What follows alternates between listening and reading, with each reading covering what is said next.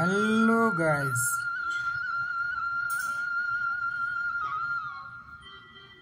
আমাৰ কিটো ন এনেকৈ ফুলৰ পাহিদৰে হাঁহো বুলি ভাবিলেও হাঁহিব নোৱাৰোঁচোন।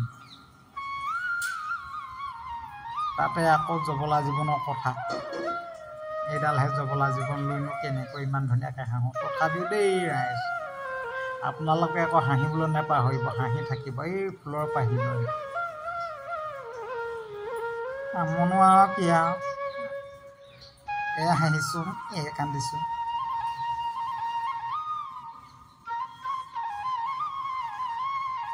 মানুহৰ দুখ আহিলে বুলিয়েই যে হাঁহিব পাহৰিব লাগে সেইটো নহয় কিন্তু দেই। মানুহে সদায় হাঁহি থকাটোহে আচল কথা।